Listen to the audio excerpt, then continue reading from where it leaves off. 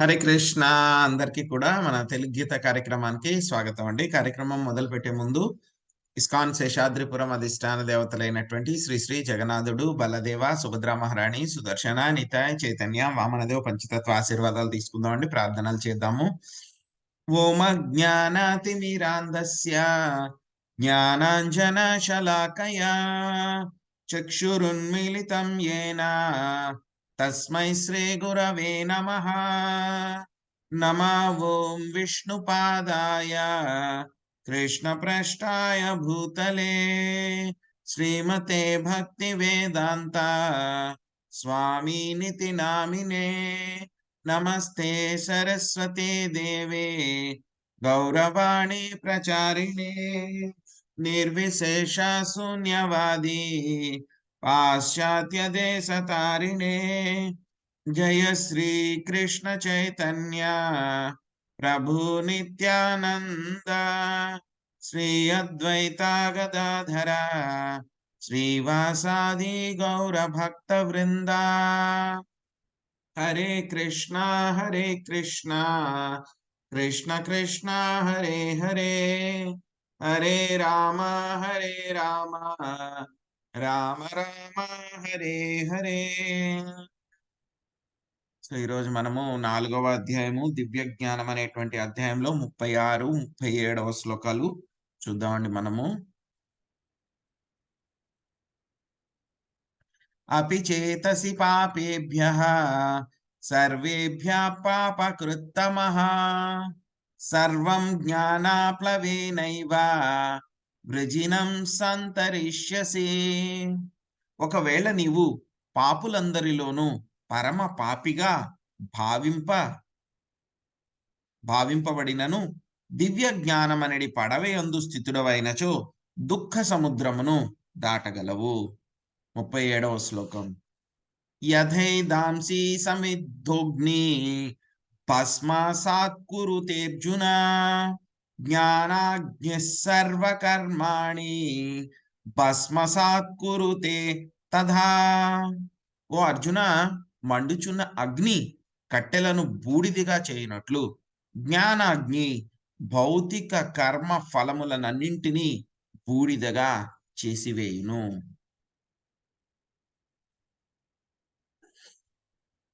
So స్వామి మనకి ఈ యొక్క అధ్యాయం పేరే మనకి దివ్య జ్ఞానం, ఈ యొక్క అధ్యాయం పేరు అన్నమాట.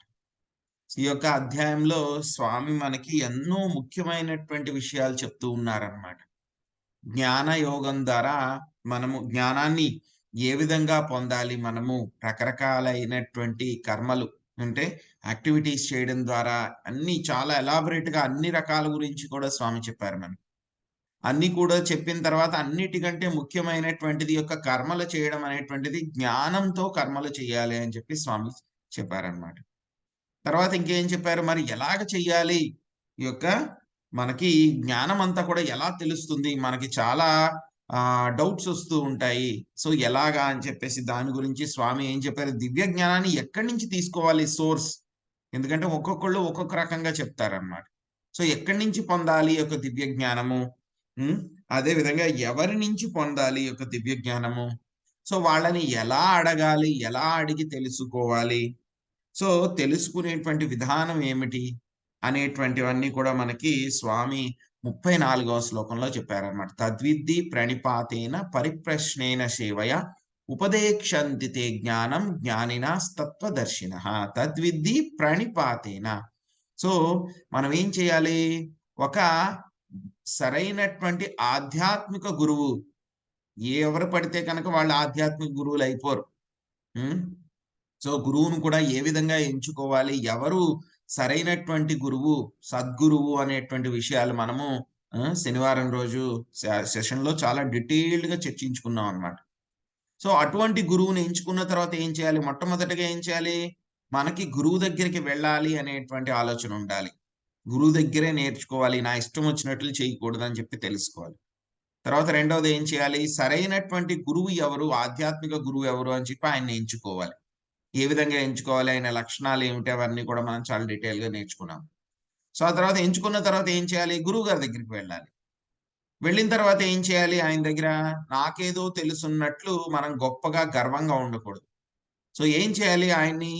మనము చాలా వినమ్రతతోటి ఆయన్ని ప్రశ్నించాలి. ప్రశ్నించడం ఏదో డైరెక్ట్‌గా వెళ్ళిపోయి ఆయన ఏదో మనకు అప్పున్నట్టు నేనడిగితే వెంటనే చెప్పేయాలి అని అనుకోకూడదనమాట. ఏం చేయాలి గురువుగారికి ఆ విధంగా వినమ్రతతో ప్రశ్నించే ముందు ఏం చేయాలి? గురువుకేం చేయాలి? ప్రణిపాతేన అంటే గనక ఆయనకి సేవ చేయాలి గురువుగారికి. గురువుగారికి మనం సేవ చేయాలి. సేవ చేసిన తర్వాత ఆయన్ని ప్రశ్నించాలి. ఏవైతే కనుక ప్రశ్నించే ప్రశ్నలు కూడా ఎలాంటి ప్రశ్నలు అడగాలి? ఏవో నాకు డబ్బులు కావాలంటే గనక ఏం చేయాలి? సో, మా ఇంట్లో పలానా వ్యక్తితోటి నాకు ఈ సమస్య ఉంది. ఏం చేయమంటారు? మా అమ్మాయికి ఉద్యోగం రావట్లేదు. ఏం చేయమంటారు? మా అమ్మాయికి పెళ్లి అవ్వట్లేదు. ఏం చేయమంటారు? మా అబ్బాయికి బిజినెస్ సరిగ్గా జరగట్లేదు. ఏం చేయమంటారు? ఇవి కాదు మనం అడిగే ప్రశ్నలు. ఆత్మజ్ఞానానికి సంబంధించినటువంటి ప్రశ్నలు, ఈ భౌతిక ప్రపంచం నుంచి నేను ఎలాగ బయటపడాలనేటువంటి విషయానికి సంబంధించిన ప్రశ్నలు గురువుగారిని అడగాలి. భౌతిక పరమైనటువంటి ప్రశ్నలు కదా! ఆ ప్రశ్నలు ఎలా అడగాలి? ఆయనకి సేవ చేసిన తర్వాత చాలా వినమ్రతతో అడగాలి. అది కూడా నాకేదో జ్ఞానం తెలుసు, నా పాండిత్యాన్ని చూపించుకోవాలి అని చెప్పి అలా ఉండకూడదనమాట. ఏమని చెప్తారంటే గనక, శిష్యుడెప్పుడు కూడా గురువుగారి ముందు ఒక ఫూల్ అన్నమాట అంతే. ఫూల్ అంటే గనక ఇంగ్లీష్ పదం. ఒక మూర్ఖుడు తెలుగులో అయితే గనక. గురువుగారి ముందు ఎప్పుడు కూడా శిష్యుడు ఎలా ఉండాలి? నేనొక మూర్ఖుడిని, నాకేమీ తెలియదు అన్నట్టు ఉండాలి. అదే భావనతోటి ఉండాలి. ఏదో గురువుగారి ముందు నా పాండిత్యాన్ని చూపించుకుందామనో, లేకపోతే గనక గురువుగారి కన్నా నాకెక్కువ తెలుసని చెప్పేసి చూపించడమో, ఇవన్నీ కూడా చేయకూడదన్నమాట. సో, ఆ విధంగా గురువుని అడిగితే కనుక ఏం చేస్తారంట? ఎవరైతే కనుక గురువులుంటారో హ్మ్. ఉపదేక్షంతి తే జ్ఞానం జ్ఞానినాస్తత్వదర్శినః. అప్పుడు గురువులేం చేస్తారంట? వాళ్ళ దగ్గర వాళ్ళందరూ కూడా ఏంటి? తత్వదర్శినః. వాళ్ళందరూ కూడా తత్వజ్ఞానాన్ని తెలుసుకున్నటువంటి వాళ్ళు కాబట్టి, వాళ్ళేం చేస్తారు? మనకి సరైనటువంటి మార్గదర్శనాన్ని మనకి చూపుతారు. ఆ విధముగా మనము గురువు దగ్గరికి వెళ్లి ఈ యొక్క జ్ఞానాన్ని పొందాలన్నమాట. తర్వాత ఇంకేం చెప్తున్నారు? మనకి 35వ శ్లోకంలో ఇంకేం చెప్పారు? సో, ఎప్పుడైతే కనుక ఆ విధమైనటువంటి గురువుగారి దగ్గరికి వెళ్లి, ఆయన నువ్వు పరిప్రశ్న అంటే సేవ చేస్తూ ఆయనకి వినమ్రంగా ప్రశ్నలు వేస్తే గనక ఆయన చెప్తారు. ఏం చెప్తారు ఆయన? మనకి అంటే గనక, నేను ఎవరు? అంటే జీవుడు ఎవరు? భగవంతుడు ఎవరు? భగవంతుడికి, జీవుడికి మధ్య ఉన్నటువంటి సంబంధం ఏమిటి? అనేటువంటి విషయాలన్నీ కూడా చెప్తారనమాట. సో, ఇంకా ఏం చెప్తారు? జీవులందరూ కూడా ఈ 3 విషయాలు అన్నమాట. నేను ఎవరు? హూ యామ్ ఐ అంటారన్నమాట. తర్వాత 2 హూ ఈస్ గాడ్? ఎవరు? దేవాది దేవుడు ఎవరు? భగవంతుడు ఎవరు? మూడవది అన్నిటికంటే ముఖ్యమైనటువంటి ప్రశ్న. ఆ భగవంతుడికి నాకు ఉన్న సంబంధం ఏమిటి? ఎందుకు నేను భగవంతుడి దగ్గరికి వెళ్ళాలి? ఎందుకు భగవంతుడికి సేవ చేయాలి నేను? సేవ చేస్తే ఏంటి? సేవ చేయించుకున్న వాళ్ళు లాభం పొందుతారు. మామూలుగా భౌతిక పరంగా చూస్తే గనక. ఎవరి దగ్గరికైనా సరే మీరెవరికైనా మంచినీళ్ళు తీసుకెళ్ళి ఇచ్చారనుకోండి. చాలా మంది సేవలు చేస్తూ ఉంటారు. సో, ఎవరికైనా మీరొక ఆహారం గాని, మంచి నీళ్లు గాని ఏదో ఒకటి ఇచ్చారనుకోండి. ధనం గాని ఎవరికైనా దానం చేశారు. ఆ తీసుకున్నటువంటి వ్యక్తి దాంట్లో లాభం పొందుతాడక్కడ. మరి మనం కూడా ఈ యొక్క భక్తిలో కూడా మనం ఆ విధంగా అనుకోకూడదు. భగవంతుడికి నేను సేవ చేస్తున్నాను అనంటే గనక భగవంతుడు లాభపడుతున్నాడు అనుకోకూడదు యాక్చువల్‌గా. భగవంతుడు కాదు లాభపడేదక్కడ. మనం ఇక్కడ లాభపడేది. భగవంతుడికి సేవ చేస్తూ ఉంటే గనక లాభం పొందేది మనమే. అదేంటండి ఎలా అవుతుందంటే గనక స్వామికేమి కావలసినటువంటి విషయాలేమీ లేవు. ఇన్‌ఫాక్ట్ చెప్పాలంటే మనకిచ్చినవన్నీ కూడా ఆయన దగ్గర నుంచి వచ్చినవే. కానీ ఎప్పుడైతే కనుక నువ్వు ఆయనకి మళ్ళీ ఇవ్వడానికి ప్రయత్నించావో, ప్రేమతోటి ఇస్తున్నావో, స్వామి ఏం జేస్తారు వాటిలన్నిటిని కూడా ప్రేమతోటి స్వీకరించి నిన్ను రక్షిస్తారనమాట. సో, రక్షించడం కూడా కాకుండా ఇంకా ఏమవుతుంది? ఆయనకి నీకు మధ్య ఉన్నటువంటి సంబంధం ఏదైతే ఉందో అది ఏమవుతుంది? స్ట్రాంగ్ అవుతుంది. ఆ యొక్క సంబంధం ద్వారానే మళ్ళీ మనము మన యొక్క నిజ స్థితికి, మన ఇంటికి మనము వెళ్ళగలమనమాట. Back home, back to godhead అని చెప్పి ప్రభుపాద్ గారు చాలా సార్లు రాస్తారనమాట. బ్యాక్ హోమ్ మన ఇంటికి మన యొక్క నిజమైనటువంటి ఇల్లు ఈ భౌతిక ప్రపంచం అనేటువంటిది మన యొక్క నిజమైనటువంటి ఇల్లు కాదు. ఆ విషయం తెలుసుకోవాలన్నమాట మనం. సో, చెప్తున్నారింకా. స్వామి ఇంకా 36, 37వ శ్లోకంలో ఇదే విషయాల గురించి ఇంకా చాలా ఎలాబరేట్ చేస్తున్నారు. సో, ఎలా చెప్తారు అంటే గనక స్వామి భగవద్గీతలో ఆయనకి తెలుసనమాట మనందరి యొక్క పరిస్థితి కూడా తెలుసు. వీళ్ళు చాలా కలియుగంలో ఎందుకంటే ద్వాపరయుగంలో మనకి చివర్లో భగవద్గీత ఇచ్చారు. కలియుగంలో వచ్చే వాళ్ళందరూ కూడా చాలా తెలివి తక్కువైనటువంటి వాళ్ళుంటారు. వీళ్ళకి నేను పెద్ద పెద్దగా వేదాంత సూత్రాల్లాగా భయంకరంగా చెప్తే గనక వీళ్ళకి అర్థం అవ్వదు. మనకు అర్థమయ్యేలాగా చిన్న పిల్లవాడికి కూడా అర్థమయ్యేలాగా అరటిపండు ఒలిచి నోట్లో పెట్టినట్లు స్వామి చెప్పే ఎగ్జాంపుల్స్ అన్నీ కూడా అదే విధంగా ఉంటాయి. సో, 37వ శ్లోకంలో కూడా అటువంటి ఎగ్జాంపుల్సే చెప్తారనమాట. ఇంకా 36వ శ్లోకంలో చెప్తున్నారు. ఒకవేళ ఏం చెప్తున్నారు 36వ శ్లోకంలోను? ఒకవేళ నీవు పాపులందరిలోనూ పరమ పాపిగా బడినను దివ్య జ్ఞానమనేటి పడవ యందు స్థితుడవైనచో దుఃఖ సముద్రమును దాటగలవు. దుఃఖ సముద్రాన్ని దాటగలవు అని చెప్తున్నారు. సో, ఎవరు దాటగలరంట ఈ యొక్క దుఃఖ సముద్రాన్ని? దుఃఖ సముద్రం ఏమిటి అనేది కొంచెం సేపట్లో మళ్ళీ చర్చించుకుందాం. ఎవరు ఈ యొక్క దుఃఖ సముద్రాన్ని దాటగలరు? అర్జునుడు యాక్చువల్‌గా మనం చూసాం. 1వ అధ్యాయంలో ఆయన ఏం చెప్పారు? వీళ్ళందరికీ యుద్ధం చేయడం మూలంగా యొక్క పాపకర్మల యొక్క ఫలితాలన్నీ కూడా నాకొస్తాయి అని చెప్పి అర్జునుడు చాలా భయపడ్డారు. సో, స్వామి చెప్తున్నారనమాట. ఇక్కడ ఈ యొక్క నిజమైనటువంటి దివ్య జ్ఞానంలో ఉంటే గనక నువ్వు చేసేటువంటి కర్మల వలన నీకు ఎటువంటి పాపాలు కూడా అంటుకోవు. సో, ఎవరు బయటపడగలరు ఈ యొక్క దుఃఖ సముద్రంలోంచి అనంటే గనక చాలా అంటే ఇక్కడేమంటున్నారు అపిచేత్స అంటే గనక ఈవెన్ ఇఫ్ ఒకవేళ ఆ విధంగా అయినా సరే అని అర్థం అన్నమాట. ఒకవేళ ఆ విధంగా అయినా సరే అర్థం. ఏమిటి ఒకవేళ? నువ్వు పాపులందరిలోనూ కూడా చాలా పాపాత్ముడివి. Most sinful. ఎన్నో పాపాలు చేసుంటావు. అటువంటి వాళ్ళైనా సరే ఈ యొక్క ఆధ్యాత్మిక గురువు దగ్గర నుంచి వచ్చినటువంటి దివ్య జ్ఞానము వలన వాళ్ళు ఆ దివ్య జ్ఞానం అనేటువంటి పడవలో వాళ్ళు కూర్చుంటారు కాబట్టి ఈ యొక్క దుఃఖ సముద్రాన్ని వాళ్ళు దాటగలరు అని చెప్తారు. సో, జ్ఞానం అంటే ఏమిటి కొంచెం మనం చర్చించుకోవడానికి ప్రయత్నిద్దాం. సో, మనకి చాలా రకాలైనటువంటి జ్ఞానాలు ఉన్నాయన్నమాట నాలెడ్జ్ అంటే గనక. ఈ యొక్క జ్ఞానాలేముంటాయి మనకి మనందరికీ తెలిసినటువంటి జ్ఞానం అందరికీ కూడా మనందరూ కూడా స్కూల్స్‌లోకి వెళ్లి చదువుకుంటాం. ఆ! మ్యాథ్స్ అని, తర్వాత సైన్స్ అని, సోషల్ సైన్స్ అని, సో, అదే విధంగా భాషలు నేర్చుకుంటాం. సో, ఇవన్నీ కూడా ఏమవుతాయి మనకి ఇవన్నీ కూడా ఏంటి? అదే ఇంజినీరింగ్ అని, లేకపోతే గనక మెడికల్ నాలెడ్జ్ అని. సో, ఇవన్నీ కూడా నేర్చుకుంటాం. అవి కూడా జ్ఞానమే అది. కానీ అవన్నీ కూడా ఏమిటి? భౌతిక పరమైనటువంటి జ్ఞానము. అవేంటి? భౌతిక పరమైనటువంటి జ్ఞానం అన్నమాట. సో, అవి మనకి కొంతవరకు అవసరం. ఆ తర్వాత ఇంకొక లెవెల్ ఆఫ్ జ్ఞానం ఉంటుంది. అదేమిటవి? ఆయుర్వేదము, ధనుర్వేదము, హ్మ్. అదే విధంగా ఇంకా ఏం చెప్తారు? తర్వాత వ్యాకరణము. ఇవన్నీ కూడా ఇంకొక కొంచెం దానికంటే కూడా ఉత్తమమైనటువంటి జ్ఞానాలన్నమాట. సో, అవి కూడా మనకి కావాలి. సో, అటువంటివన్నీ కూడా ఏం చెప్పారు మనకి భగవద్గీతలో ఈ విధమైనటువంటి జ్ఞానాలు ముఖ్యమైనటువంటి విషయాలు ఏవైతే ఉన్నాయో దాని యొక్క ఎసెన్స్ అంతా కూడా మనకు చెప్పారు. ఛందము, వ్యాకరణము, అలంకారాలు, అదే విధంగా మ్యూజిక్ ఏదైతే గనక సంగీతం, శాస్త్రీయ సంగీతము, నృత్యము ఇవన్నీ కూడా అన్నమాట. ఇవన్నీ కూడా కొంచెం మనకి అర్థం చేసుకోవడము, వాటిని ఇంటర్ప్రిట్ చేయడం అవంతా కూడా మనకి కొంచెం కష్టం అన్నమాట ఇవన్నీ కూడా. కానీ నేర్చుకుంటారు. చేసేవాళ్ళుంటారు. ఇంట్రెస్ట్ ఉండేవాళ్ళుంటారు. ఇవంతా కూడా ఒక లెవెల్ ఆఫ్ నాలెడ్జ్. కానీ వీటన్నిటికంటే కూడా ఈ యొక్క ఉత్తమమైనటువంటి జ్ఞానము ఏంటంటే గనక మనకి ఆత్మకి సంబంధించినటువంటి జ్ఞానం అని. ఆత్మకి సంబంధించినటువంటి జ్ఞానం. సో, మనకి స్వామి చెప్తారు మనకి. ఈ యొక్క ఇప్పుడే చెప్పుకున్నాం మనం 3 రకాలైనటువంటి విషయాలు. మనం ఎవరు? Who am I? మొట్టమొదటిది ఎవరు? దానికి స్వామి అక్కడికి ఇక్కడికి మనం వెళ్ళక్కర్లేదు. భగవద్గీతలోనే మొత్తం అన్ని సమాధానాలు చెప్పేశారు. సో, మొత్తం ఏం చెప్పారు? Who am I? నేనెవరిని అంటే గనక ఏం చెప్పారు?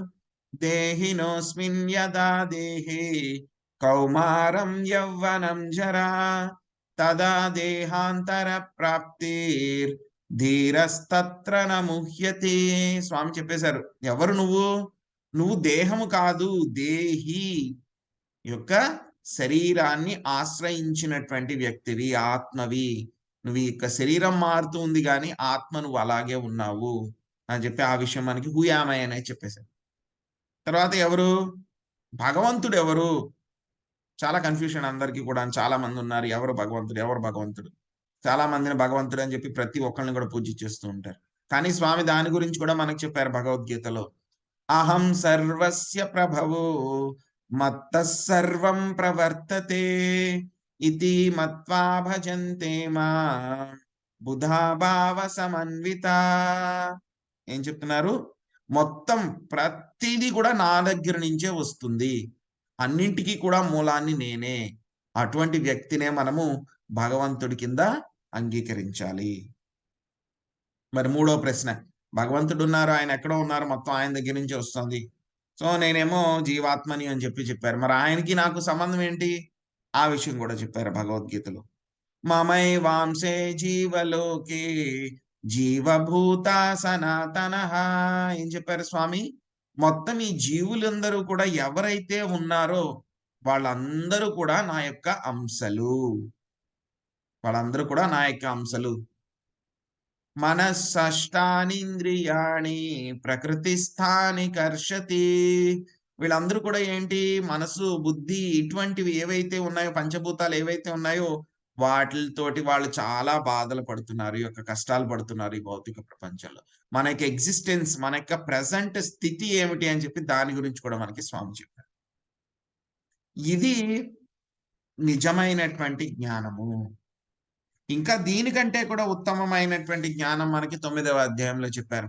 రాజవిద్యా రాజగుహ్యం పవిత్రమిదముత్తమం ప్రత్యక్షావగమం ధర్మ్యం సుసుఖం కర్తుమవ్యయం. స్వామి చెప్పారు మొత్తం రాజవిద్య అన్నిటికంటే కూడా చాలా ఉత్తమమైనటువంటి విద్య జ్ఞానం ఏమిటి? King of all knowledge. రాజులందరిలోనూ కూడా రాజు. అటువంటి జ్ఞానం ఏమిటి అని చెప్పి మనకి 9వ అధ్యాయంలో స్వామి గురించినటువంటి భక్తి జ్ఞానం ఏదైతే ఉందో దాని గురించి అంతా పూర్తిగా చెప్పారు. సో, ఇది నిజమైనటువంటి జ్ఞానం అన్నమాట. ఇప్పుడు తర్వాత ఈ శ్లోకంలో మనకి చెప్పినటువంటి రెండవ విషయం ఏంటి? దుఃఖ సముద్రాన్ని దాటడము. దుఃఖ సముద్రము. ఏంటి దుఃఖ సముద్రము? స్వామి మనకి భగవద్గీతలోనే చెప్పారు ఆ విషయం కూడా. ఆ బ్రహ్మ భువనార్లోక పునరావర్తినోర్జున మాముపేత్యంతు కౌంతేయ పునర్జన్మన విద్యతే. మొత్తం పైలోకం నుంచి కింద లోకం వరకు ఉన్నటువంటి 14 లోకాల్లో ఎక్కడికి వెళ్ళినా సరే ఏమవుతుంది? యొక్క జనన మరణము అనేటువంటివి జరుగుతూ ఉంటాయి. ఎవరైతే నా యొక్క శరణు పొందుతారో వాళ్ళు ఈ జనన మరణ చక్రం నుంచి బయటపడతారు అని చెప్పి స్వామి చెప్పారు మనకి. సో, ఈ యొక్క భౌతిక ప్రపంచం ఏదైతే ఉందో అది దుఃఖ సాగరం అన్నమాట. ఇప్పుడు చాలా మంది చూస్తూ ఉంటాం. దుఃఖ సాగరం దీనంతా ఒక పెద్ద సముద్రంతో పోల్చారన్నమాట. మనం చూస్తే ఈతగాళ్ళుంటారు. కొంతమందికి స్విమ్మింగ్ వస్తుంది. సో, నేర్చుకునే వాళ్ళు ఏం చేస్తారు? చిన్న చిన్న స్విమ్మింగ్ పూల్స్‌లో వాళ్ళు ఈత నేర్చుకుంటారు. అందులో స్టాటిక్‌గా ఉంటుంది. నీళ్ళు అటు ఇటు కదలవు. బట్ దాంట్లో మొదటగా నేర్చుకుంటారు. ఇంకొంచెం ఈత వచ్చిన వాళ్ళు ఏం చేస్తారు? చిన్న చిన్న కాలువల్లో వాళ్ళు ఈత కొడతారు. చిన్న చిన్న కాలువలుంటాయి. దాంట్లో ప్రవాహం కొంచెం మీడియంగా ఉంటుంది. ఇంకా బాగా ఈత వచ్చినటువంటి వాళ్ళేం జేస్తారు, వాళ్ళు పెద్ద పెద్ద నదులు గోదావరి, కృష్ణ, గంగా ఇలాంటి వాటిలోకి వెళ్ళి ఒక్కొక్కసారి వాళ్ళేం జేస్తారు, బాగా ఈతొస్తే గనక ఈ ఒడ్డు నుంచి ఆ ఒడ్డుకి వాళ్ళు కొట్టుకుంటూ వెళ్ళిపోతారు. వాళ్ళనేమంటారు గజ ఈతగాళ్ళంటారు. గజ ఈతగాళ్ళు బాగా ఈతొస్తుంది వాళ్ళకి. ఇంకా బాగా ఈతొచ్చిన వాళ్ళేంటంటే గనక వరల్డ్ రికార్డ్ లెవెల్‌లో అంటే గనక ఇంగ్లీష్ ఛానెల్ అని ఒకటుందన్నమాట. దాంట్లో ఈ చివరి నుంచి ఆ చివరికి ఈత కొడతారన్నమాట.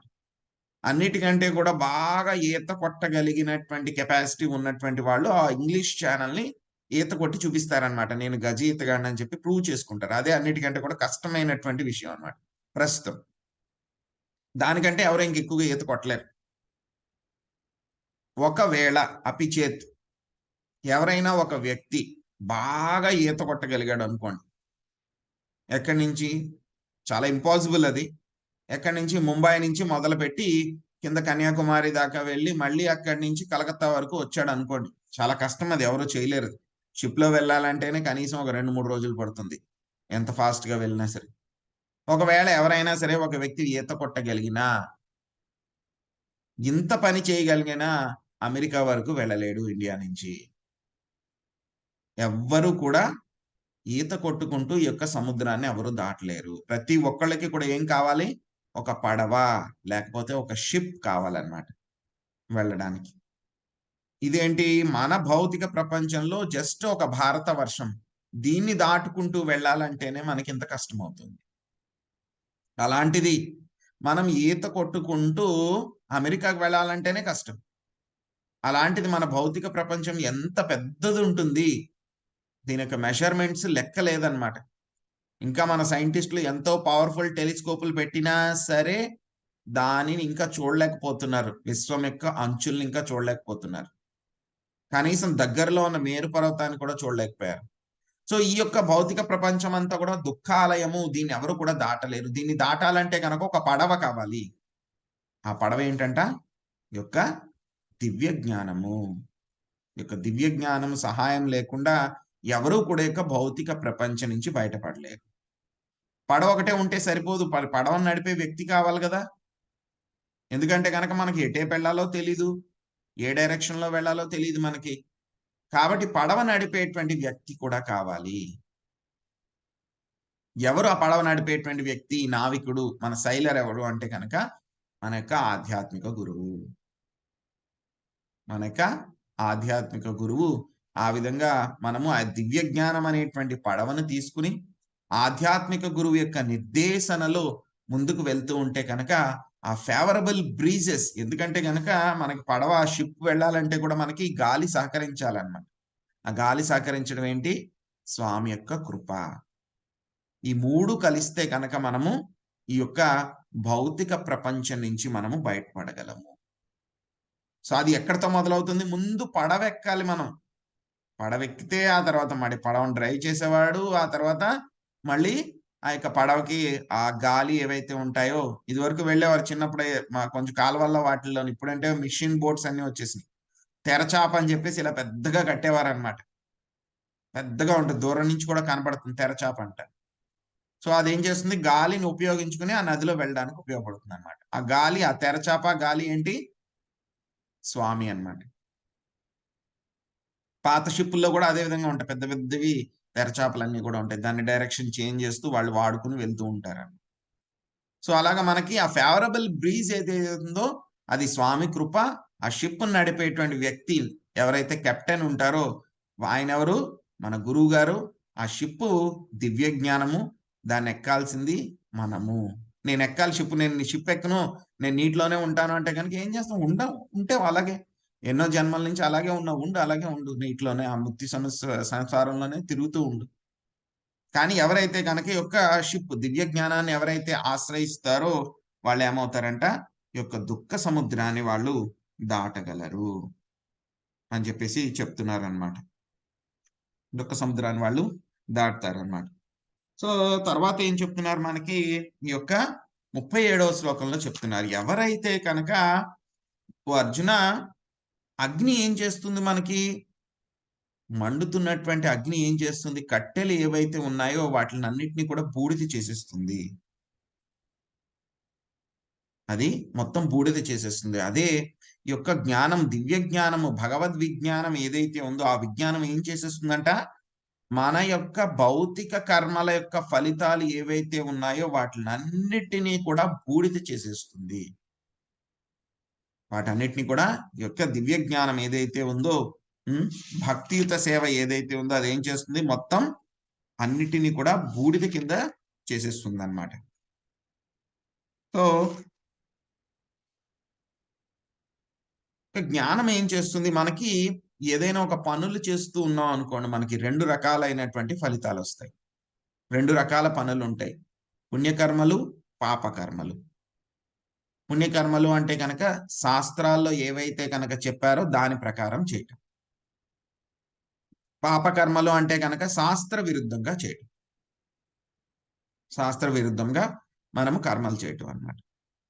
సో, మనకేం చేస్తాయి దీన్ని బట్టి మనకి పుణ్య ఫలితాలు, పాప పాపం, పుణ్యం 2 కూడా వస్తాయన్నమాట. ప్రాబ్లమ్ ఏంటిప్పుడు? పాపం ఉన్నా, పుణ్యం ఉన్నా సరే మనం ఏం చేయాలి? మళ్ళీ జన్మ తీసుకోవాలి. పాపం ఉన్నా, పుణ్యం ఉన్నా మళ్ళీ జన్మ తీసుకోవాలి. ఒకవేళ పాపాన్ని మొత్తం నేను తగ్గించేస్తానండి, పుణ్యాన్ని ఒక్కటే ఉంచుకుంటాను. అప్పుడు నాకు చాలా మంచి ఫలితాలొస్తాయి. నేను ఎంజాయ్ చేస్తాను అని చెప్పి కొంతమంది అనుకుంటూ ఉంటారన్నమాట. కానీ అది కూడా కరెక్ట్ కాదు. ఎందుకంటే ఆ పుణ్య కర్మల్ని అనుభవించడానికి కూడా మళ్ళీ నువ్వు జన్మ తీసుకోవాలి. మళ్ళీ జన్మ తీసుకున్న తర్వాత ఎక్కడో ఒక చోట, ఎందుకంటే దుఃఖాలయం అశాశ్వతం. పదం పదం యద్విపదం. ఈ భౌతిక ప్రపంచంలో ఎవ్రీ స్టెప్, ప్రతి స్టెప్‌లోనూ కూడా డేంజర్, ప్రమాదం ఉంటుంది. సో, మళ్ళీ నువ్వు ఆ పుణ్యకర్మలను ఎంజాయ్ చేస్తూ ఉన్నప్పుడు మధ్యలో మళ్ళీ నువ్వు పాపం చేసేటువంటి అవకాశం ఉంటుంది. ఈ యొక్క కర్మ సైకిల్ అనేటువంటిది ఏంటంటే గనక నెవర్ ఎండింగ్ అనమాట. ప్రస్తుతం మనకి స్టోర్ హౌస్‌లో ఎన్ని పుణ్య పాప కర్మలున్నాయో మనకు తెలీదు. దాన్ని అనుభవించడానికే మనం ఎన్నో జన్మలెత్తాలి. అవి కాకుండా మళ్ళీ ఏం చేస్తున్నాం మనం? ప్రతిరోజు కూడా కొత్త కొత్త కర్మలు, పుణ్య కర్మలు, పాప కర్మలు చేసేసి మళ్ళీ ఆ స్టాక్‌ని పెంచేసుకుంటున్నాం మనం. ఆ విధంగా ఆ యొక్క కర్మ స్టాక్ అనేటువంటిది మన నెత్తి మీద మోస్తూ ఉన్నాం. ఎలా అంటే గనక దీన్ని అర్థం చేసుకోవడానికి మనకి రియాక్షన్స్ మొత్తం 4 రకాలైనటువంటి స్థాయిల్లో ఉంటాయన్నమాట. మొట్టమొదటిది ఏంటంటే గనక అది అప్రారబ్ధం. అప్రారబ్ధం అంటే గనక మనం ఎన్నో జన్మల నుంచి ఎన్నో కర్మలు చేసాం అవన్నీ కూడా. అవన్నీ కూడా ఒక చోట పెట్టారు. ఆ కర్మ ఫలితాలన్నీ కూడాను. ఎలా అంటే గనక ధాన్యాగారం అన్నమాట. ఇదివరకు గోడౌన్స్ ఉండేవి. వాళ్ళు పంటలేవైతే గనక పండించుకునేవారో ఇదివరకుట్లాగా ఏం లేదు. షాపులకి వెళ్లి కొనుక్కోవడము, ఎప్పుడు అమ్మేయడం అలాంటిదేం లేదు. రైతులేం చేసేవారు ఇదివరకు, ఆ యొక్క గోడౌన్ పెట్టుకునేవాళ్ళన్నమాట. దాంట్లో ఇవన్నీ కూడా పెట్టేవాళ్ళన్నమాట. ఏం చేసేవాళ్ళు ఇంకా చెప్పాలంటే గనక ఒక పెద్ద పెద్దవి గుండ్రంగా ఉంటాయన్నమాట. దాంట్లో ఈ ధాన్యాన్నంతా తీసుకొని వెళ్లి పైన పోసేసేవారు. వాళ్ళు కింద నుంచి ధాన్యాన్నంతా కూడా తీసుకొని ఎంత కావాలో ధాన్యం గాని, బియ్యం గాని ఎంత కావాలో అంత తీసుకొని వాడుకుంటూ ఉండేవాళ్ళండి. సో, అలాగే మనం చేసేటువంటి కర్మల ఫలితాలన్నీ కూడా ఒక చోట స్టోర్ చేసేస్తారనుకోండి. ఒక స్టోర్ హౌస్‌లో స్టోర్ చేసేస్తారు. దాన్నేమంటారు? అప్రారబ్ధం అంటారు. దాన్నే సంచిత కర్మ అని కూడా అంటారు. అప్రారబ్ధ కర్మ, సంచిత కర్మ. ఎప్పుడైతే గనక మనం మనము జన్మ తీసుకోవాలనుకోండి. ఏం చేస్తాం మనం? అదంతా కూడా వేసుకొని రాలేము ఒకేసారి. దాంట్లో కొంచెం తీసుకొని వస్తామనమాట మనం జన్మ తీసుకున్నప్పుడు. దాన్నేమంటారు? కొంచెం కర్మ. ఆ కర్మలో కూడా ఏముంటాయి? కొన్ని మంచియుంటాయి, కొన్ని చెడ్డవుంటాయి. దాన్ని తీసుకొని మనం వస్తాం. దాన్నేమంటారు? ప్రారబ్ధం. అందుకే ఏదైనా కష్టాలొచ్చినియనుకోండి, ఇదివరకు అనేవాళ్ళు, "నా ప్రారబ్ధం రా బాబు ఇది ఇలా జరిగింది. ఇవన్నీ కూడా నా ప్రారబ్ధం" అంటారు. ఏంటి దాని అర్థం ఏంటంటే గనక, మనం వచ్చేటప్పుడు ఆ యొక్క స్టోర్ హౌస్‌లో ఉన్న కొంచెం స్టాక్ తీసుకొని మనం వస్తాం. దాన్ని మనం అనుభవించాలి. సో, అంటే గనక ఏముందండి, ప్రతీది కూడా ప్రారబ్ధం అంటున్నారు కదా! ఇంక నా చేతిలో ఏమీ ఉండదా? అంటే గనక లేదు. మన చేతుల్లో ఉంటుంది. ఆ ప్రారబ్ధం వల్ల ఏమవుతుందంటే గనక కొన్ని జంక్షన్ పాయింట్స్ ఫిక్స్‌డ్ అన్నమాట. ఏంటా జంక్షన్ పాయింట్స్ ఫిక్స్‌డు? నీ తల్లిదండ్రులెవరు? ఏ కుటుంబంలో జన్మిస్తావు నువ్వు? ధనికుల కుటుంబంలోనా? లేతే పేదవాళ్ళ కుటుంబంలోనా? మధ్య తరగతిలోనా? ఏ వంశంలో జన్మిస్తావు? ఏ కులంలో జన్మిస్తావు? ఏ ప్రదేశంలో జన్మిస్తావు? ఈ పాయింట్ ఫిక్స్‌డ్. ఆ తర్వాత మళ్ళీ నీకు ఎంత ఆయుర్దాయం ఉంటుంది? మొన్నే చెప్పుకున్నాం మనం. ఎన్ని శ్వాస, నిశ్వాసాలు, ఉచ్ఛ్వాస, నిశ్వాసాలు ఎన్ని తీసుకోగలవు నువ్వు? ఇది ఫిక్స్‌డ్. తర్వాత నీకు సంతానం ఎవరు కలుగుతారు? అది ఫిక్స్‌డ్. నీ భార్య ఎవరొస్తారు? అది ఫిక్స్‌డ్. సో, ఇలాగ కొన్ని పాయింట్స్ ఫిక్స్‌డ్ ఉంటాయన్నమాట. కానీ ఈ మధ్యలో మనం చేసేటువంటి పనులు, కర్మలు ఏవైతే ఉంటాయో అవి ఫిక్స్‌డ్ కాదు. అవి మారుతూ ఉంటాయి. అవి మనం మార్చుకోవచ్చు. అవి మార్చుకోవచ్చు మనం. సో, మార్చుకోవచ్చు. అదే విధంగా ఆ మధ్యలో మనం చేసేటువంటి కర్మల వలన మళ్ళీ కొత్త ఫలితాలొస్తూ ఉంటాయి. అవి మళ్ళీ ఎక్కడికెళ్ళిపోతాయి? స్టోర్ హౌస్‌లోకెళ్ళి స్టోర్ అయిపోతాయి. దాన్ని మళ్ళీ మనం తర్వాత అనుభవించాల్సుంటుంది. దాన్ని తర్వాత అనుభవించాల్సుంటుందన్నమాట. ఈ 2 కాకుండా ఇంకా ఏముంటుంది అంటే గనక మనకి పద్మ పురాణంలో చెప్పారు. సో, ఒకటి కలగబోవు ఫలము, తర్వాత ఫలవంతమగుచున్న ఫలము, తర్వాత ప్రారబ్ధము మనం అనుభవిస్తున్నది, సంచితము అంటే గనక మనంతా స్టోర్ హౌస్ బ్యాగ్ అన్నమాట. ఇవి కాకుండా ఇంకా 2 ఉంటాయి. కూటం, బీజం అనేటువంటివి. కూటం అనేటువంటిది ఏంటంటే గనక మనకి యొక్క పాప కర్మ చెయ్యడానికి మనకెక్కడో ఒక చోట చిన్నగా ఉంటుందన్నమాట. మనకు తెలీదసల. చాలా మంచిగానే ఉండొచ్చు. మన హృదయాంతరాలలో ఎక్కడో ఒక చిన్నది ఉంటుందన్నమాట. ఆ పాపం చెయ్యాలనేటువంటి ఒక టెండెన్సీ. అంటే పాప ప్రవృత్తి అదెక్కడో ఉంటుందన్నమాట కొంచెం. చాలా కొంచెం ఉంటుంది. సో, దాన్నేమంటారు? కూటం అంటారు. మామూలుగా ఉన్నప్పుడు అంతా బాగానే ఉంటుంది. కానీ కొన్ని రకాలైనటువంటి పరిస్థితుల్లో పెట్టబడినప్పుడు ఏమవుతుందంటే గనక, ఆ కూటం ఏదైతే గనక ప్రవృత్తి, పాప ప్రవృత్తి ఏదైతే ఉందో, అది వెంటనే ఏమవుతుంది? పాపం చేయాలనేటువంటి కోరిక కింద మారిపోతుంది. పాపం చేయాలి అనేటువంటి కోరిక కింద మారిపోతుంది. అప్పటిదాకా అంతా బానే ఉన్నాడు. ఎటువంటి ప్రారబ్ధాలు అవన్నీ కూడా అనుభవిస్తున్నాడు. ఇంకేమి లేదు, గొడవ లేదని అనుకున్నాడు. కానీ ఏమైంది? ఆ పాప ప్రవృత్తి అనేటువంటిది కూటం ఉండిపోవడం మూలంగా ఆ పరిస్థితులు అనుకూలించినప్పుడు ఎలా అయితే గనక మనకు ఒక్కొక్కసారి చూస్తూ ఉంటాం. మట్టిలో మనము ఏం విత్తనాలు వెయ్యం మనం. మట్టిలో ఈ పూల కుండీలు అవి చూస్తుంటే ఏం విత్తనాలు వెయ్యం మనం. ఒక్కొక్కసారి వర్షం వచ్చినప్పుడు వాటిల్లో నీళ్లు పడి ఆటోమేటిక్‌గా కొన్ని కలుపు మొక్కలు అవన్నీ కూడా పెరుగుతూ ఉంటాయి. మనం వేసిన విత్తనం ఒకటి, అక్కడొచ్చే చెట్టు ఒకటి ఉంటుంది ఒక్కొక్కసారి. ఎలా వస్తుంది అంటే గనక, అక్కడ అది ఏదైతే ఉందో అది ఆల్రెడీ ఉంది. అక్కడ భూమిలో, మట్టిలో ఉందది. ఎప్పుడైతే గనక దానికి నీళ్లు పడి, ఎండ అవన్నీ కరెక్ట్‌గా కుదిరినాయో, ఆ కలుపు మొక్కలన్నీ కూడా వస్తాయి బయటికి. అదే విధంగా ఈ యొక్క పాప ప్రవృత్తి ఏదైతే ఉందో కూటమంటారు, అది కూడా మనందరి హృదయాల్లో ఉంది. ఎప్పుడైతే పరిస్థితులు అనుకూలించినాయో అదేమవుతుంది? కోరిక కింద అది బయటకొచ్చేస్తుంది. ఇప్పుడు చూస్తూ ఉంటాం మనం.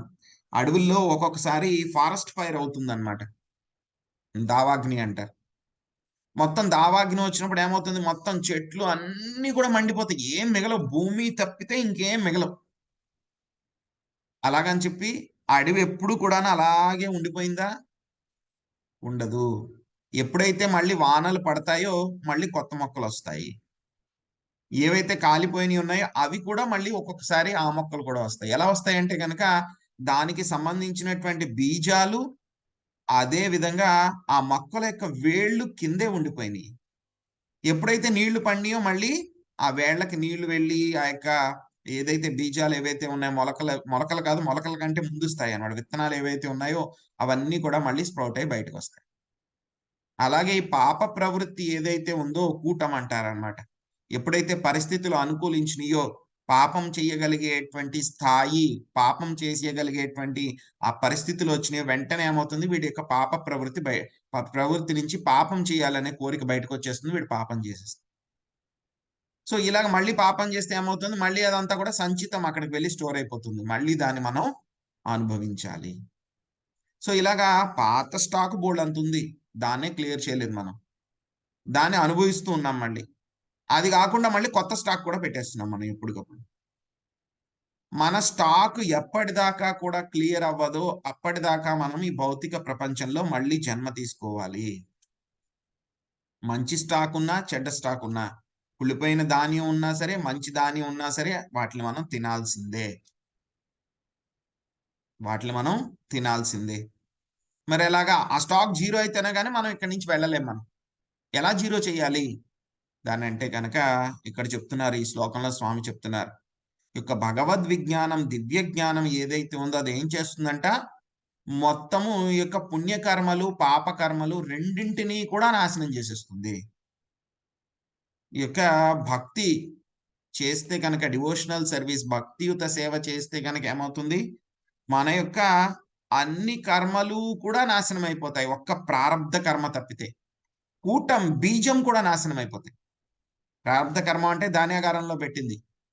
కూటం బీజం అంటే గనక మన యొక్క పాప ప్రవృత్తి, అదే విధంగా ఆ పాపం వల్ల వచ్చేటువంటి కోరికలు, ఆ ప్రవృత్తి వల్ల వచ్చేటువంటి పాపం చేయాలనే కోరికలు కూడా నాశనం అయిపోతాయి. ఒకటి మాత్రం ఉండిపోతుంది ప్రారబ్ధ కర్మ. ఎందుకంటే గనక అది తీసుకొని మనం ఆ ప్యాకెట్ తీసుకొని మనం వచ్చేసాం మన యొక్క శరీరం ముందు. మరి అదెలాగండి? మిగతాయన్నీ కూడా డిస్ట్రాయ్ అవుతున్నాయి. దాన్ని మనం డిస్ట్రాయ్ చేయాలంటే మనం చేయలేమది. అది భగవంతుడు మాత్రమే చేయగలరు ఆయన యొక్క సేవ చేస్తే గనక. ఇప్పుడే చెప్పుకున్నాం గదా! మనం స్వామికి చేస్తే గనక సేవ ఏంటండి లాభం అని చెప్పుకున్నాం ఇప్పుడే. స్వామికి కాదు లాభం. ఆ సేవ చేస్తే గనక మన మీద ఉన్నటువంటి ప్రేమతోటి ఆ కర్మలేవైతే ఉన్నాయో పాతవి సంచిత కర్మలు, కూటం బీజం ఏదైతే ఉన్నాయో వాటిలన్నిటిని కూడా ఆయన నాశనం చేసేస్తారు. ఎవరు లాభపడ్డారిక్కడ? మనమే లాభపడ్డాం. కూటం బీజం అన్నీ కూడా నాశనం. కానీ ప్రారబ్ధం ఒకటి ఉండిపోతుంది. ప్రారంధం అంటే మనం అనుభవించాల్సిందే. మరి ఎలాగా? చాలా మంది చూస్తూ ఉంటాం అన్నమాట. చాలా మంచి వ్యక్తులు అయి ఉంటారు. చిన్నప్పటి నుంచి కూడా ఏం పాపం చేసి ఉండరు. అటువంటి వాళ్ళకి కూడా కొన్ని ప్రాణాంతకమైనటువంటి జబ్బులు, కిడ్నీ ప్రాబ్లమ్స్ గానీ, క్యాన్సర్ గానీ ఇలాంటివన్నీ కూడా వస్తూ ఉంటాయి వాళ్ళకి. సో, మంచి వాళ్ళకే కష్టాలు వస్తూ ఉంటాయండి అని అంటారు. యాక్చువల్‌గా వాడు ఇప్పుడు మంచివాడే. కానీ ఏమైంది? ఇంతకు ముందు జన్మలో చేసినటువంటి పాపం ఏదో వాడికి ప్రారబ్ధ కర్మ వచ్చింది. మరి అటువంటి వాళ్ళ పరిస్థితి ఏమిటి? అంటే గనక మనం ఎప్పుడైతే గనక స్వామి యొక్క సేవ చేస్తూ ఉన్నామో, స్వామి ఏం చేస్తారంటే మనకి వాటిల్ని తట్టుకొనగలిగే శక్తి ఇస్తారు. ఇంకా ఆ ప్రారబ్ధ కర్మ యొక్క డోసేజ్‌ని కూడా స్వామి తగ్గిస్తారు. ప్రారబ్ధ కర్మ డోసేజ్‌ని తగ్గిస్తారు. దాన్ని తట్టుకోగలిగే శక్తి ఇస్తారు. దాన్నంతా కూడా ఫాస్ట్‌గా ఫినిష్ చేసేసి ఆయన యొక్క ధామానికి మనల్ని తీసుకొని వెళ్ళిపోతారన్నమాట. సో, ఇది నిజమైనటువంటి దివ్య జ్ఞానం అన్నమాట. అంతేగాని ఏదో నేను ఆ యూనివర్సిటీలో అది చదువుకున్నాను, లేతే ఆ టెక్నాలజీ నేర్చుకున్నాను, ఈ కోడింగ్ నేర్చుకున్నాను, ఈ సాఫ్ట్‌వేర్ నేర్చుకున్నాను. ఓకే. ఇవన్నీ కూడా అవసరమే కాదని అంటలేదు. అదేంటి మన యొక్క పొట్ట గడుపుకోవడానికి కావాలి విద్య. కానీ అన్నిటికంటే కూడా ముఖ్యమైనటువంటి విద్య ఏమిటి? ఈ యొక్క దివ్య జ్ఞానము. ఈ దివ్య జ్ఞానం నేర్చుకుంటే గనక మన యొక్క కర్మ ఫలితాలు ఏవైతే ఉన్నాయో వాటిలన్నిటిని కూడా మనం నాశనం చేసుకుని యొక్క భౌతిక ప్రపంచం నుంచి మనము బయటపడగలము. సో, దీని గురించి స్వామి ఇంకా మనకి ఎలాబొరేట్‌గా చెప్తారు. అవి కూడా మనము రేపొచ్చేటువంటి శ్లోకాల్లో మనం నేర్చుకుందామండి. హరే కృష్ణ.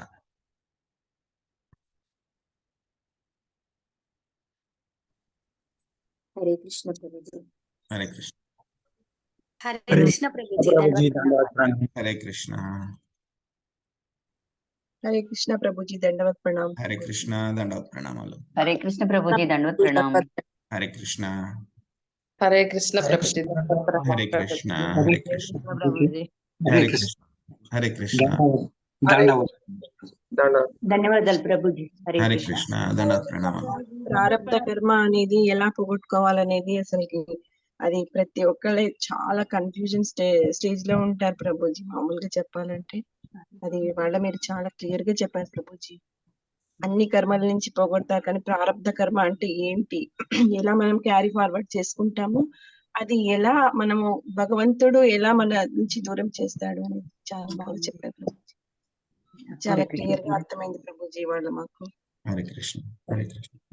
హరే కృష్ణ ప్రభుజీ. హరే కృష్ణ. మనము భగవంతుని ఆశ్రయిస్తే ఏ విధంగా ఉంటుందో అసలు అది ఒక పడవ ద్వారా ఎంత చక్కటి ఉదాహరణ ఇచ్చారు ప్రభుజీ. పడవలో నడిచి మనం ప్యాసింజర్స్ అయితే జీవుడు, మళ్ళీ దాన్ని నడిపేవాడు గురువు, మళ్ళీ ఆ పడవ ఒక ఆధ్యాత్మిక అనుభూతి, మళ్ళీ ఈ వీచేటువంటి గాలి భగవంతుని యొక్క కృప. మీరు అన్నట్టుగా ఆ గురువు ఆ నావికుడు కనుక కరెక్ట్ గా పడవను నడిపితేనే మనం సక్రమంగా వెళ్ళగలుగుతాం. అలా గురువు మనల్ని ఆశ్రయిస్తే ఆయన ఏ మార్గంలో తీసుకెళ్లాలో మనల్ని సక్రమైన మార్గంలో తీసుకెళ్తారు. దాని యొక్క కృప భగవంతుడు కనుక ఏ విధంగా కురిపిస్తాడో ఆ వెళ్ళడానికి అక్కడ ఉన్నటువంటి వాతావరణం కూడా దానికి సహకరిస్తుంది కదా ప్రభుజీ. అసలు ఎంత అద్భుతంగా ఉంది ప్రభుజీ ఆ ఉదాహరణ. ప్రభుజీ మీరు అన్నట్టుగా ప్రారంభ కర్మలు పూర్తిగా తొలగకపోవచ్చు, కాకపోతే భగవంతుని ఆశ్రయిస్తే కనుక అవి చిన్న వాటిగా అయిపోతాయి అన్న విషయం మాత్రం చాలా రిలీఫ్ ఇస్తుంది ప్రభుజీ ఎవరికైనా కూడా. కాబట్టి ఇప్పటికైనా తెలుసుకొని మనము మనల్ని ఏ విధంగా ఉద్ధరించుకోవాలని ప్రయత్నం చేసుకోవాలి మనం అందరం కూడా అని తెలుస్తుంది ప్రభుజీ, అనిపిస్తుంది ప్రభుజీ. హరే కృష్ణ. హరే కృష్ణ. హరే కృష్ణ. హరే కృష్ణ ప్రభుజీ. స్టోర్ హౌస్, జ్ఞానం ద్వారా స్టోర్ హౌస్ కరిగిపోతుంది. అయితే మనం చేసుకొచ్చినటువంటి ప్రారంభ కర్మ అట్లానే ఉంటుంది. ఆ ప్రారంభ కర్మ దేని ద్వారా ఇప్పుడు మనము ఆ జ్ఞానం పొందిన తర్వాత భక్తి భావం వల్ల ఈ ప్రారంభ కర్మ తక్కువ అవుతుంది. అంతే కదా ప్రభు? అవును ప్రభుజీ. తక్కువ అవుతుంది, ఎంతో తక్కువ అవుతుంది. దాన్ని తట్టుకోగలిగేటువంటి శక్తి కూడా స్వామి మనకి ఇస్తారని స్వామి మనకి ఇస్తాడు. హరే కృష్ణ ప్రభుజీ. హరే కృష్ణ. సో ఎలా అంటే కనుక కొంతమంది అనుకుంటారు భక్తి మొదలు పెడుతున్నాం కాబట్టి వెంటనే మాకు అన్ని కూడా కష్టాలు పోవాలని అనుకుంటారు. సో దానికి ఎగ్జాంపుల్ ఏంటంటే మనకి ఫ్యాన్ తిరుగుతూ ఉంది అనుకోండి, మనం ఫ్యాన్ కట్టేస్తాం. ఫ్యాన్ కట్టేసిన తర్వాత కూడా కొంతసేపు ఫ్యాన్ తిరుగుతూ ఉంటుంది, అది వెంటనే ఆగిపోదు ఫ్యాన్. సో అలాగే మనం భక్తి మొదలు పెట్టాం కదా అని చెప్పి వెంటనే కష్టాలన్నీ పోవాలి అంటే పోవు. అది కొన్ని ఏంటంటే కనుక ఆల్రెడీ మొమెంటం లో ఉన్నాయి కాబట్టి అవి కొంత వస్తూ ఉంటాయి. కానీ ఏమవుతుంది, మెల్లగా ఆ స్పీడ్ ఫ్యాన్ ఎలా అయితే కనుక స్లోగా స్పీడ్ తగ్గిపోతుందో అలాగే మన యొక్క ఏవైతే బాధలు ఇవన్నీ కూడా కర్మ ఫలితాలు ఏవైతే ఉన్నాయో అవి కూడా మెల్లమెల్లగా తగ్గుతూ ఉంటాయి. వెంటనే మాత్రం తగ్గిపోదు. ఫ్యాన్ ఆపిన వెంటనే ఆగిపోదు ఫ్యాన్. కొంచెం మెల్లగా ఆగుతుంది కొంచెంసేపు. అలా ప్రభుజీ. సరే ప్రభుజీ ధన్యవాదాలు. మీరు చెప్పినట్లుగా ప్రభుజీ నిజంగా ఒక బస్తాలో గనుక బియ్యం ఉంటే దాని నుంచి రంధ్రం నుంచి పైకి రావు కానీ కిందవి మళ్ళీ వస్తూనే ఉంటాయి నిదానంగా, పైకి మళ్ళీ కిందకు వస్తాయి. సో మనం అవన్నీ 1 by 1 అనుభవించక తప్పదు. కాకపోతే భగవంతుని ఆశ్రయిస్తే కనుక వాటిని పెద్దవిగా ఉన్నాయి వాటిని కూడా సూక్ష్మం చేస్తారు ఓన్లీ అనేది. ప్రారంధ కర్మనే సూక్ష్మం చేస్తారు. స్వామి ఏం చేస్తారంటే సంచిత కర్మని మొత్తం నాశనం చేసేస్తారు. ఆ గోడౌన్ లో మొత్తం అంతా కూడా అగ్గి పెట్టి మొత్తం కాల్చేస్తారు ఆయన. ఉమ్. ఓన్లీ ప్రారంధ కర్మనే ఆయన చిన్నగా చేస్తారు. సంచిత కర్మ అంతా కూడా ఆయన డిస్ట్రాయ్ చేసేస్తారు అగ్ని పెట్టేసి. ఓ ఇది నాశనం అవుతుంది, ప్లస్ దానికి కూడా మంచి ఇది వస్తుంది ప్రారంధ కర్మ కూడా. ప్రారంధ కర్మ తగ్గిస్తారు, మళ్ళీ ప్రారంధ కర్మ కూడా దాన్ని కూడా మనకి తట్టుకోగలిగే శక్తి ఇస్తారు. సంచిత కర్మ కూడా నాశనం అవుతాయి ప్రభుజీ అప్పుడు సంచిత కర్మ, కూటం, బీజం అన్ని నాశనం అయిపోతాయి భక్తి చేస్తే కనుక. పాప ప్రవృత్తి కూడా నాశనం అయిపోతుంది. పరీక్షిత్ మహారాజ్ అడుగుతారనమాట, ఎవరిని? సుఖదేవ్ గోస్వామిని అడుగుతారనమాట. సో ఓకే, ప్రస్తుతానికి వాడు కర్మలన్నీ కూడా జీరో చేసుకున్నాడు, కానీ ఆ పాపం చేసేటువంటి ప్రవృత్తి కూడా పోదు కదా, మరి అదెలా పోతుంది అంటే కనుక సుఖదేవ్ గోస్వామి చెప్తారనమాట, భక్తి చేస్తే కనుక ఈ యొక్క పాప ప్రవృత్తి అంటే ఫ్యూచర్ లో చెయ్యాలి అనేటువంటి కోరిక, ఆ చెయ్యాలి అనేటువంటి ప్రవృత్తి అవి కూడా నాశనం అయిపోతాయి అన్నమాట. ఓన్లీ స్టోర్ హౌస్ ఒకటే నాశనం అయిపోవడం కాదు, ఆ చెయ్యాలి మళ్ళీ కొత్త ధాన్యం తెచ్చుకోవాలనేటువంటి ఆ కోరిక, ఆ కొత్త ధాన్యాన్ని చేసేటువంటి ప్రయత్నం కూడా అది కూడా నాశనం అయిపోతుంది. ఇంకా అది కూడా రావన్నమాట. అద్భుతంగా ఉంది ప్రభుజీ. హరే కృష్ణ. హరే కృష్ణ. హరే కృష్ణ ప్రభుజీ. దండవత్ ప్రణాం ప్రభుజీ. హరే కృష్ణ. ఒక్కసారి సంచిత కర్మ గురించి ఒక్కసారి చెప్తారా ప్రభుజీ? సంచిత కర్మ అంటే కనుక మనం పాపం చేస్తున్నాం అనుకోండి, పాపం గాని పుణ్యం గాని చేస్తున్నాం, మనం ఎన్నో జన్మల నుంచి చేస్తున్నాం అన్నమాట. అవన్నీ కూడా తీసుకెళ్లి ఒక చోట పెడతారనమాట. దాన్ని ఏమంటారు? సంచిత కర్మ అంటారు, అన్మానిఫెస్ట్. దానిలోంచి మనం ఎప్పుడైతే జన్మ తీసుకుంటాం, మన భక్తి చెయ్యట్లేదు అనుకోండి, ఏం చేస్తాం? మనం జన్మ తీసుకుని వస్తాం. వచ్చినప్పుడు దాంట్లో మన యొక్క కర్మను బట్టి స్వామి మొత్తం కష్టాలు ఇచ్చినా సరే మనం తట్టుకోలేం, అలానే సుఖాలు ఇచ్చినా సరే తట్టుకోలేం. కాబట్టి స్వామి ఒక కాంబినేషన్ లో ఒక పర్టికులర్ సిచ్యువేషన్ కోసం అని చెప్పేసి కొంచెం పాపం పుణ్యం కలిపి ఒక ప్యాకెట్ కింద తయారు చేసి మనకి ఇచ్చి తీసుకుని వెళ్ళు అని చెప్పి పంపించేస్తారు మనకి. అప్పుడు అది తీసుకుని వస్తాము, ఆ ప్యాకెట్ లో ఏవైతే ఉన్నాయో వాటిని మనం అనుభవిస్తూ ఉంటాం అన్నమాట. ఈ జన్మ అనుభవిస్తూ ఉంటూ మళ్ళీ ఏం చేస్తాం? మనం కొత్త కర్మలు కూడా చేస్తాం. అప్పుడు ఏమవుతుంది? ఆటోమేటిక్ గా మనకి వెనకాల సంచిత కర్మలో మళ్ళీ యాడ్ అయిపోతూ ఉంటాయి. ప్రస్తుతం ఉన్న ప్యాకెట్ ఓకే, దాన్ని అనుభవిస్తూ ఉన్నాం, మళ్ళీ మనం ఇక్కడ మళ్ళీ కర్మలు చేస్తాం కాబట్టి మళ్ళీ అక్కడ యాడ్ చేసేస్తూ ఉంటాం. మళ్ళీ ఇది అయిపోయిన తర్వాత, ఈ జన్మ అయిపోయిన తర్వాత మళ్ళీ వెళ్ళి మళ్ళీ ఇంకో కొత్త ప్యాకెట్ తీసుకుని మళ్ళీ వస్తాం, మళ్ళీ అది అనుభవిస్తూ ఉంటాం. మళ్ళీ కొత్త కర్మలు చేస్తాం, అవి యాడ్ చేస్తూ ఉంటాం అక్కడ సంచిత కర్మలు. మళ్ళీ ఇంకో జన్మ తీసుకున్నప్పుడు మళ్ళీ ఇంకో ప్యాకెట్ తెచ్చుకుని వస్తూ ఉంటాం. ఈ ప్యాకెట్ ఎప్పుడు ఫినిష్ అవ్వదు మనకి, ప్యాకెట్స్ ఫినిష్ అవ్వాలి మనకి, అప్పుడే మనం భగవద్ధామానికి వెళ్ళగలం. కానీ మనం కొత్త కర్మలు చేస్తున్నాము, సంచితం పెరిగిపోతుంది, వెనకాల స్టోర్ పెరిగిపోతుంది, మనం ఎన్ని ప్యాకెట్లు తెచ్చుకున్నా సరే ఇది అవ్వదు. అంటే జన్మలు మనం తీసుకుంటూనే ఉన్నాము. సో ప్రభుజీ మనం చేసే కర్మలన్నీ కూడా అకర్మలుగా చేయాలి, అంతే కదా ప్రభుజీ? అవును, అప్పుడు ఆ కొత్త వాటిలోకి వెళ్ళి యాడ్ అవ్వదు మనకి. అకర్మలు చేస్తూ ఉంటే కనుక మనకి ఆ కొత్త వాటిల్లో యాడ్ అవ్వదు. భక్తి చేస్తూ ఉంటే కనుక ఆల్రెడీ అక్కడ ఉన్నటువంటి దాన్ని ఏదైతే ఉందో ఆ స్టోర్ హౌస్ లో ఉన్నటువంటి అన్నిటిని కూడా స్వామి డిస్ట్రాయ్ చేసేస్తారు, అగ్ని పెట్టేసి కాల్చేస్తారు.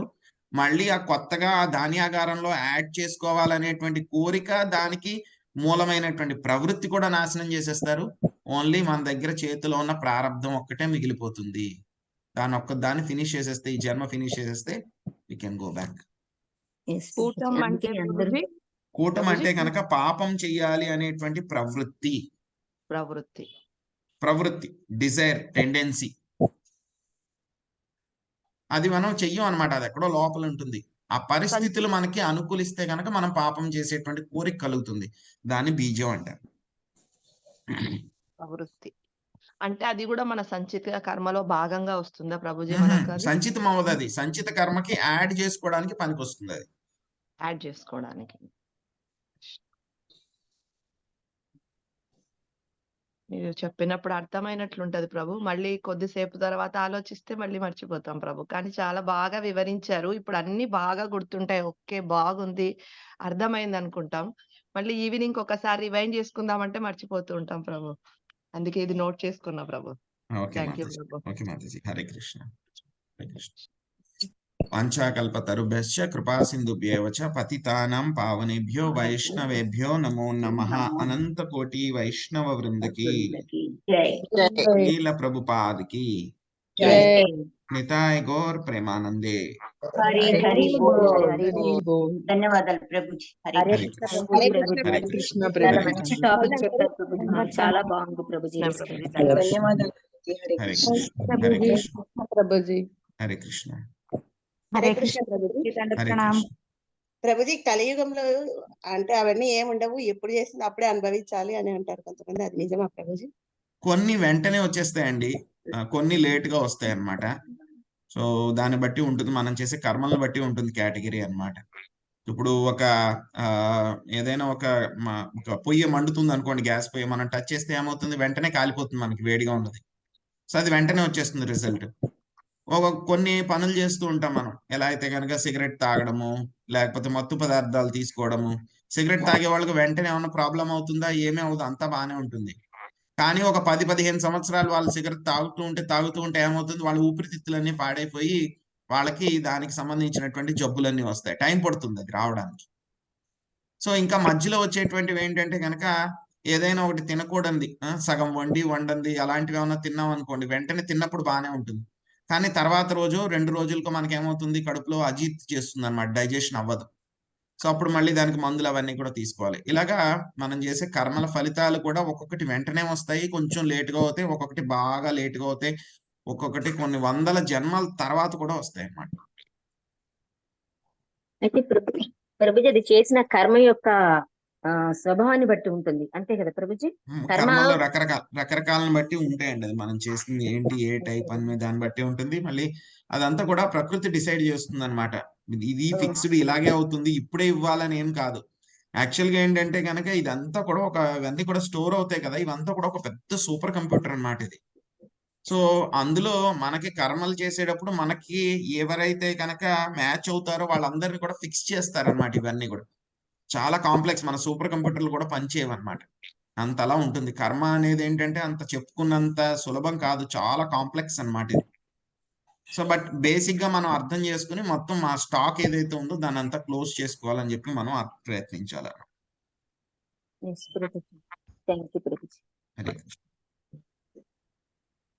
హరే కృష్ణ ప్రభుజీ. హరే కృష్ణ. హరే కృష్ణ. దండవత్ హరే కృష్ణ.